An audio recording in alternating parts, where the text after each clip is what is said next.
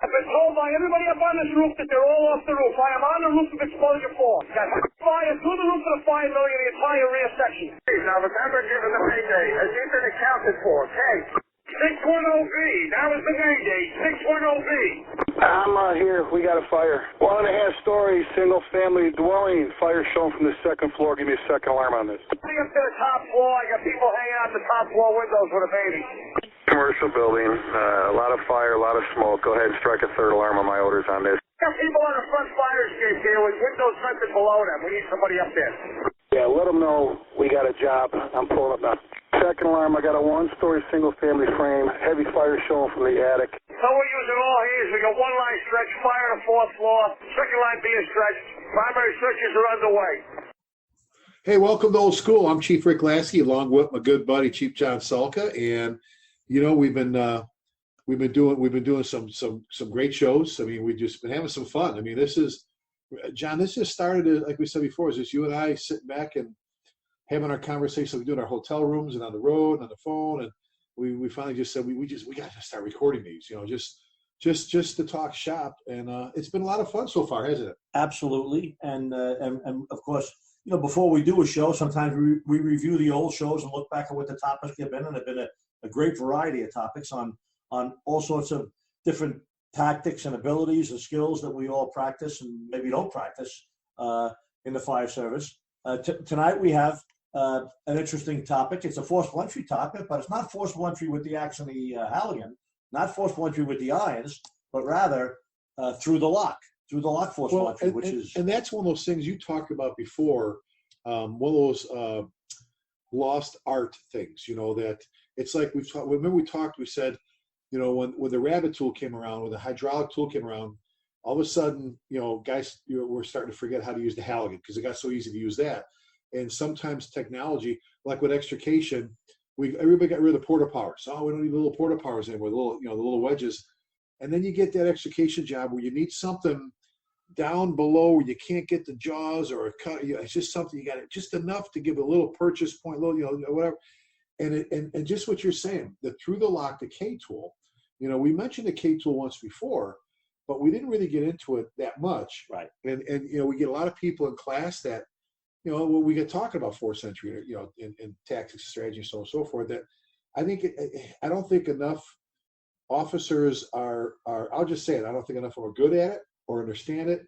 And I don't think enough of our young firefighters truly understand the concept behind through the K tool through the lock, John. And you're right. And I don't want any of our listeners to think that it's just the K tool, because the title of this is through the lock. Right. K tool is just one of the tools. And I also agree with what you just said. A lot of young firefighters are not familiar with it because they're not trained on it. They haven't been exposed to it. And I think they haven't been exposed because a lot of senior officers and officers that are already in rank for a while are not that familiar with it or that skilled with it. So it's something that they sort of shy away from a little bit. You see, the thing about through the lock forcible entry is it's a little bit more technical. There's a little bit more finesse. There's only really a couple of tools that work, and we're going to talk about all of them.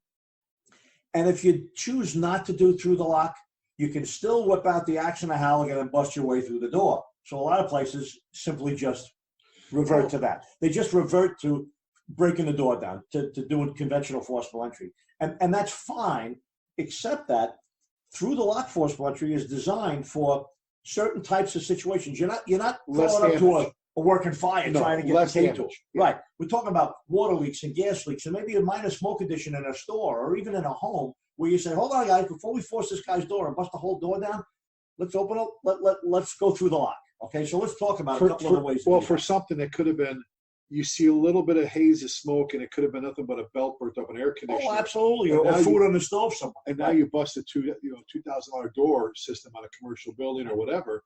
But you just said something. Like I said, it goes back to, you know, not knowing your tools, not knowing your weapons. And before I think we can even get going, John, with that, I think we need to address just one point here, and that is, in order to, we've said this before. I know you and I, when we teach force entry, I know I was for a long time, is I always tried to attempt to teach the student, the firefighter, to identify the weak link of what you, and you can't do that unless you know building construction and how things are put together.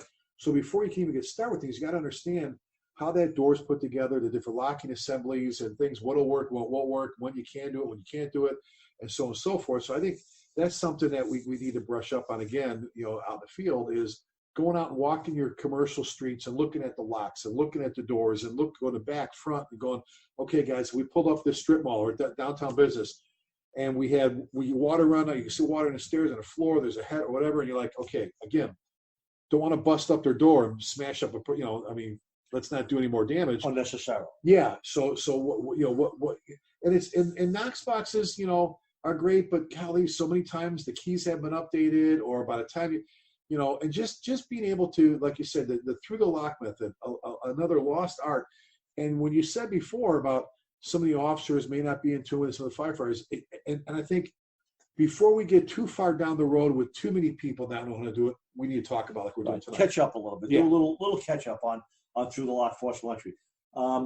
Obviously, there's a couple of tools that you need, and we talk about the K tool, and we'll talk about that more in a minute. And you talk about the A tool, which is the end of a normally a handheld tool that the end has been modified. So instead of having an adze, it has a little bit of an A shape to it, so you can pull a cylinder. Well, and in fire hooks, we're a big fan of fire hooks. Right. They're not one of our sponsors. We love them. I love their tools. We buy their stuff. But like I used to call it the officer's tool. I think it's the super, not the Pro Bar, it's the Halligan. The Super Pro Bar has the adze end already cut. Like it is generally the officer size tool. It's not the full size Halligan. Right. Although I have seen people cut an A into the adze of a full size Halligan as well. But let's just stick with the K tool, which we'll describe more. The A tool, which is the end of a handheld tool, and you can even use a vice grips for certain types of cylinders. If you could grab them. Exactly. Yeah. So we're looking at through the lock forcible entry is generally for locks that have an exposed cylinder, which would be a round cylinder on the face of the door. Even if there's 2 or 3 of them, if you're pretty sharp at it, you can probably pull all 3 cylinders and get the right combination of tools unlocked, of locks unlocked with the tools, and you can probably get into the place. Often places just have 1 or 2 locks on them, and this is not just, as you mentioned, commercial stuff, although it's often used in commercial storefronts and things of that nature.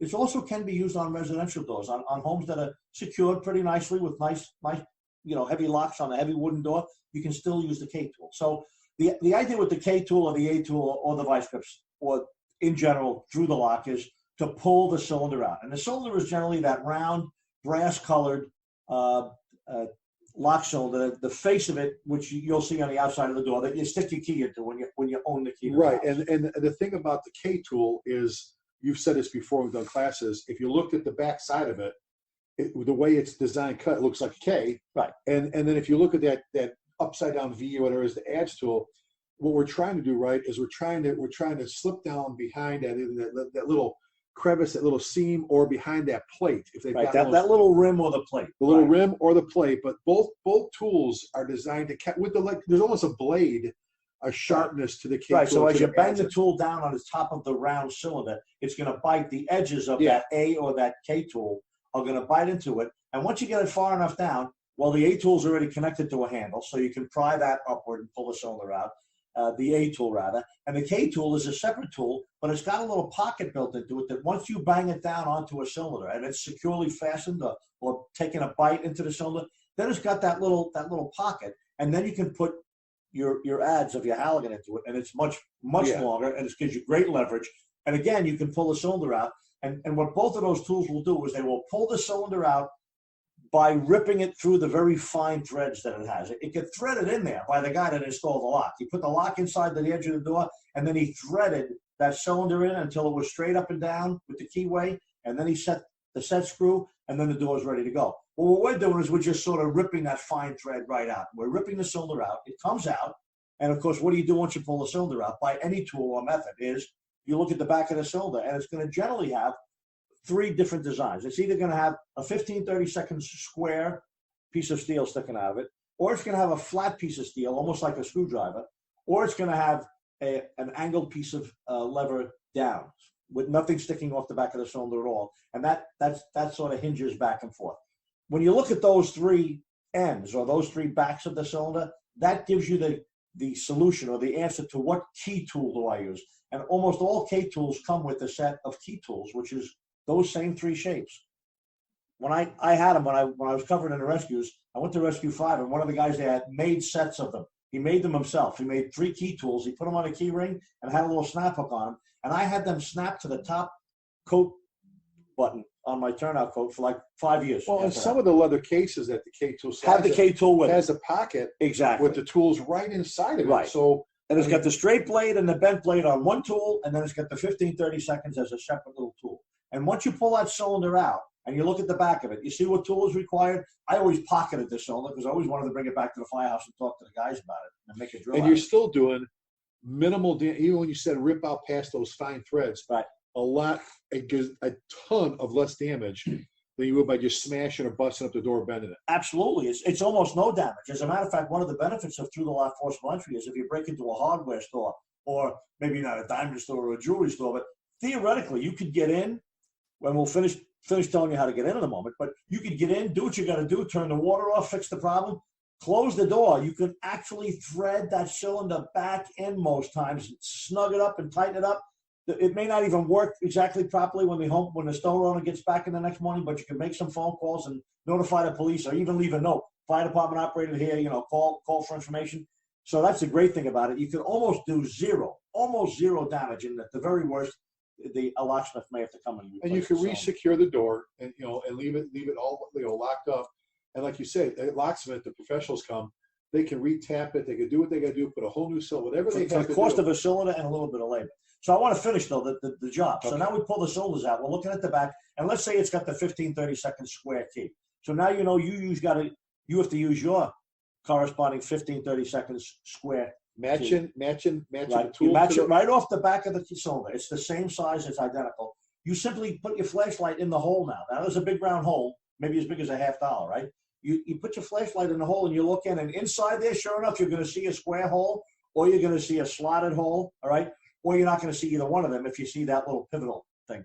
And either way, you put the right tool in, insert it, and when you turn that tool, you're going to hear the click like you had the key in your hand, and that door is going to open, or at least that lock is going to unlock. You may have to then go down to the cylinder below it and pull it and unlock it, and you're going to get in unless they have a manual slide bolt on the inside or something like that. Right, and again, if we've got fire visible, we've got something. That's like the guys. Look, unless you have the Knox box key in your hand, we need to get in here now, and we need to get after the fire. But we're talking, like I said, a head, that's went off. You got water leak. You have, whatever. You've got to get in. You have that haze of smoke, which I'll go back to. Like I said, there's 100 things that could have created a little bit of haze. That's a nothing. It's a nothing. Cold smoke, smolder little rag in a trash can, a belt on an air conditioner, whatever it is, a fan, whatever. And again, being able to not. And I just look at these frames sometimes, John, of some of the inexperienced. They're all good firefighters and good officers, but you see the whole door. They go to work with their Halligan, and not only do they bend the door, they bend the frame. Now we're doing. Not only do we just foobar the door, we did the frame itself, and everything's all messed up. Instead of taking, it's like primitive Pete. Remember the old shop classes back in high school, back a long time ago when they had shop classes. They show you the video of Primitive Pete, the guy that would use his fist. He would, instead of a hammer, he would use the other end of a screwdriver as a head. And it was like, here's Primitive Pete, the caveman, trying to get. Well, instead of being Primitive Pete, use your head. We've said before, try before you pry when it comes to kicking or taking a door. Same. Let's look at the least invasive way, if we can, to do as little damage as possible. Right. So we don't look like jackasses when they go. So there was nothing. It was this. And look at my door. There's more damage now than there was if you hadn't come. If you hadn't come. So and that's interesting because there's 2 other points I want to make. The first one is, and although we've already made the point, and this is largely true, for most of the time it's for non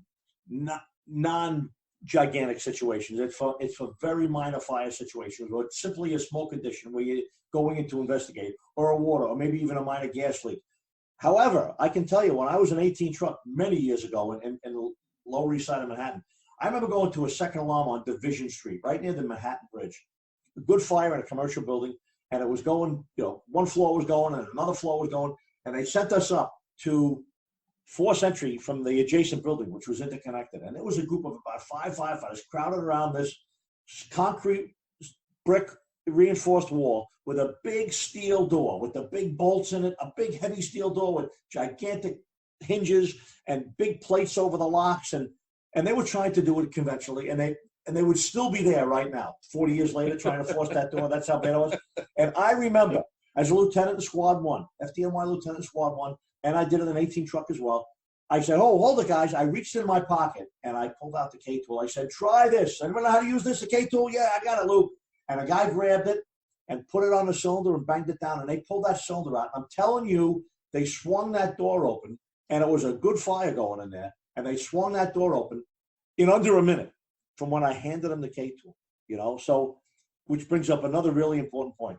Obviously, as we mentioned before, a lot of officers' tools, a couple of different variations of officers' tools, but usually not full-size Halligan, but officers' tools have that A-tool. So that's immediately available because the officers are carrying those. The K-tool itself is usually where on most apparatus? In the leather pouch, in the glove compartment, or on the dashboard, or under the seat. And I tell guys all the time, if you don't get off the rig with that in your hand or in your pocket, you are not coming back to get it. Nobody's coming back to get it. Now, obviously, if you go there and it's a minor smoke condition, Billy, run back to the rig and get the K-tool off the dashboard, and one of your guys may run out if it's not that far. If you're up on the 6th floor trying to get into a commercial occupancy, if you're down the block and it's, difficult to get to or a long distance, that might not happen.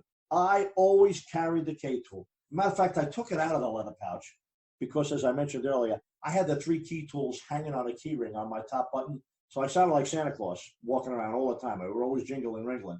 So all I had to do was just have the bare metal K-tool in my pocket, and I did, usually with a pair of gloves under it so it wouldn't wear the bottom of the pocket off. And I got to tell you, having that tool in my pocket made me use it 100 times more than I would have if I had to go back to the rig. Could you imagine leaving your flashlight, your hand tool, and your K-tool all in the front seat and going in and saying, let's see what we need. Okay, let me go back and get it. Well, the chances of you going back to get it are very slim, and the same rule applies to the K-tool. So if you don't have an A-tool, or if you have an A-tool and you're not that familiar, and I'm here to tell you the A-tool doesn't work quite as well as the K-tool. It does work, but not quite as well. If you leave the K-tool on the rig, that's where it's going to be when the fire's out. I literally wore out a K-tool when I was in Squad 1. I had that tool out of my pocket so many times, either dropping it or using it or banging it or prying it. One job, it fell off. As we pried the cylinder out, the cylinder and the K-tool were attached. They fell off the bottom of the Halligan, and they struck the floor, and one of the blades of the K-tool popped off. Yeah. And I had to pick it up and bring it back to quarters and send it into the shops, into the tool room, and they did send me a new one. It could have been repaired probably. Probably one of the few times they ever had to repair it. That's right. What the hell happened here? Well, somebody at the tool room probably said, what the hell is this? You know what I'm saying? But the whole point is, a couple of lessons here. If you got a K-tool, number one, pull it out, look at it, put it on a kitchen table. I would say put it on a kitchen table one night at dinner. When everybody's eating, put it out and put it on the middle of the floor. Middle of the table. Don't even say anything. Don't even say anything. Say, who knows what this is? Or let somebody bring it up. What's that? And I mentioned this. One of our good friends, Tommy Shavino, we talked about this in one of the shows before. We were talking about forceful entry. Tommy was the one that used to say, and this bears repeating, don't ever, you drive by these buildings, they're tearing apart, wrecking, pull over, get out, and say, look, can I have this door or this part of the locking assembly? He had a couple milk crates full of locks, John, and you could sit around the kitchen table and you could take the tools, the keys, and you could swing. We're sitting, it's snowing or raining or it's crappy, or he'd just go, come on, everybody sit down at the kitchen table. And you look at everybody sitting around the table with their own locking, all different stuff. And it's like you pass around, oh no, give me that key, I need that key now. And we're playing at it in a controlled situation. Sit at the table, good lighting conditions, no excitement. They get familiar with stuff that they're really not familiar with. Academies might not even cover that, other than, okay, and here's the K-tool, you can use it to go through the lock, and then they move on. They don't talk about the conditions upon which you use it, maybe the conditions upon which you wouldn't use it. But I don't like to be too restrictive on that, because I think you can't even use it at a fire if the door is of such dimension and if it's so solidly built that you don't think you could get through it, but you can see the cylinder, right? One more thing I want to mention before we move on is, what if you can't see the cylinder? What if the cylinder is there, but over the cylinder is a large rectangular metal plate with 4 bolts, one at each corner, and in the middle, where the cylinder is, behind the plate, it's just the plate is pushed out a little bit, and there's a small hole, just small enough for you to stick your key through. Your key goes into the cylinder. Now, what is that? That's a shield, and that shield is there, why? To prevent you from using the K-tool, to prevent burglars, to prevent robbers from coming in and either attaching a vice grip to that cylinder, and we haven't mentioned this yet, you can use the A-tool or the K-tool to break the cylinder out, pull it out, but you can take a vice grips, and if the cylinder is protruding from the surface of the door just enough, the vice grips will snap on the cylinder, and you can actually spin it and turn it and break the set screw, and you can literally rotate that vice grip out like 20 circles around, 20 rotations. You can literally unthread the cylinder, just like the locksmith threaded it in the day he put it in. And put it back in. You can literally put it back in there when you're done. The result is the same. You end up with the cylinder in your hand, you look at the back, whatever it is what you used to get in, but you didn't even have to use the K tool or the A tool because you had the vice grips. If you have the shield on it, you can't use any of those tools. What do you do then? Well, now you got to now you got to break and use the forcible entry tools, probably the adze, and shear off the bolts. How many of the bolts? 3 of them. There's 4 bolts. You shear 3 of them. You can usually spin it down, rotate it down, and now there's your cylinder just waiting. Taking the adze with your flathead axe or a maul or a sledge, and just taking that thing and driving it down. And it will cut the bolts. If you've got like a mutton bar, or you've got like on the back side, you can see the bolts on the outside, and same thing like at the back of a strip mall. See those? Do the same thing with your Halligan. Shear those off so you can push them out on the other side or take care of them. Right. So, and I said something before. I kind of laughed at myself now because I said, you get that what I call the super pro bar. The officer's tool had the A, the upside down V, and I'm like, dumbass. That's why it's called the A tool. But the one thing, although it doesn't work as well, like you said, as the K tool. I don't think, but it works.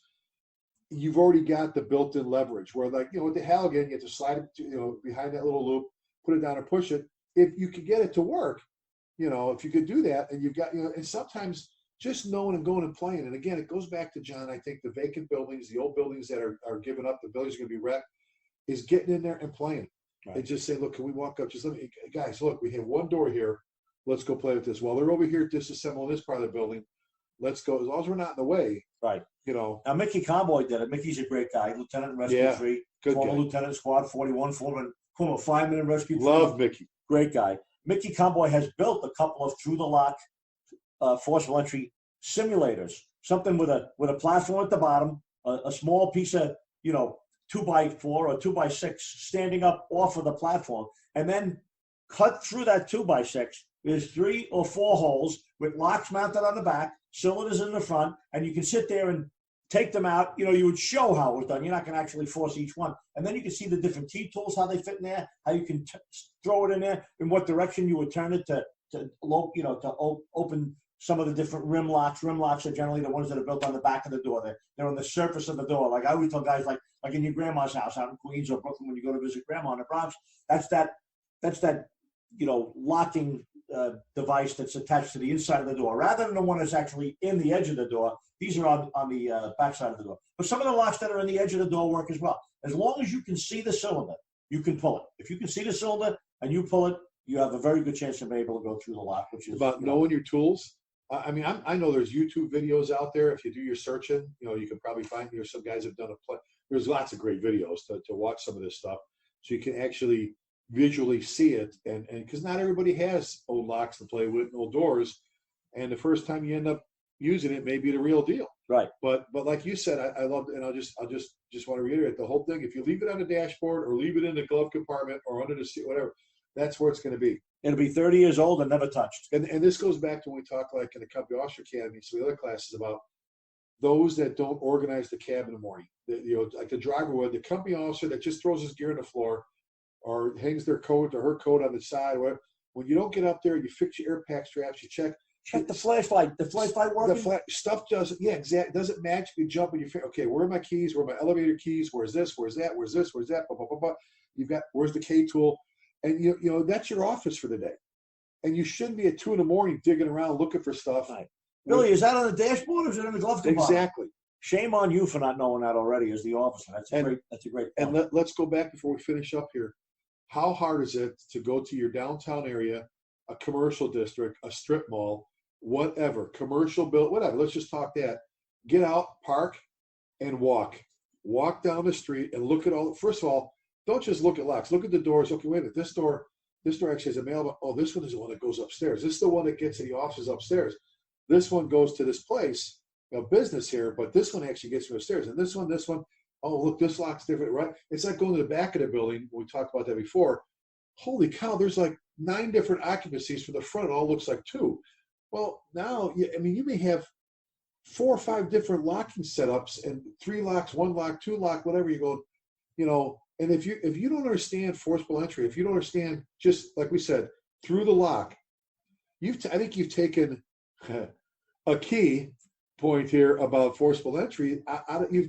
Again, it's like we've said this a bunch of times before. It's like showing up with 1 socket and 1 wrench instead of a whole socket set. And I want to have all the tools, you know. When I was an 18 truck, we used to go out when? So when do you walk down a commercial street, the taxpayers, the strip malls, and look at all the lots? We go out at 7 a.m. on Sunday morning.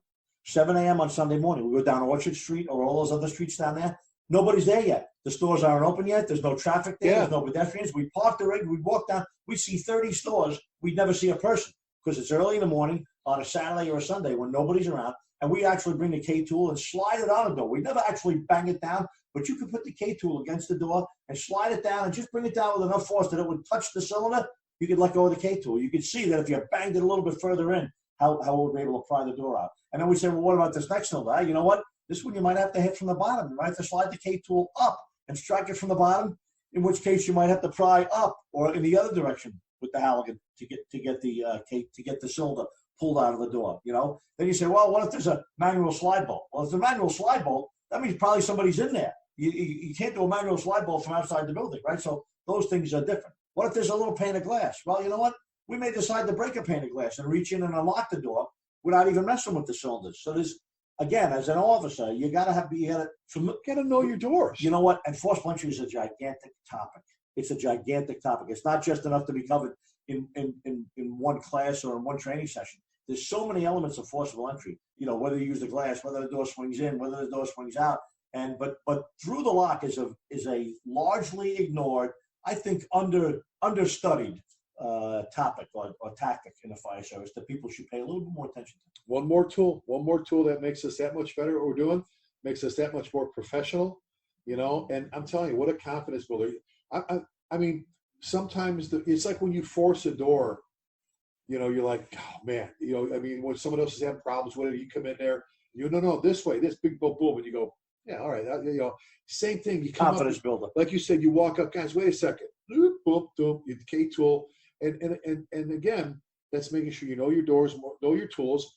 Take a look at the back of your K-tool. Take a look at those blades and make sure they're not all boogered up like spurred or whatever, because you want it to bite. You want the blade to slide. And if it's worn and getting dull or it's damaged from previous use. It's got gouges and things, that may hinder you getting a good bite. And those can be resharpened and repaired. Yeah. What a great topic. Great one. What a great topic. There you go, folks. Forcible entry through the lock.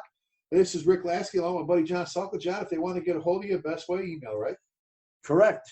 Chief John Salka at gmail.com. And I'm Chief Lasky at gmail.com. We appreciate you tuning in again, whether you listen to us on YouTube or on iTunes. Spread the word.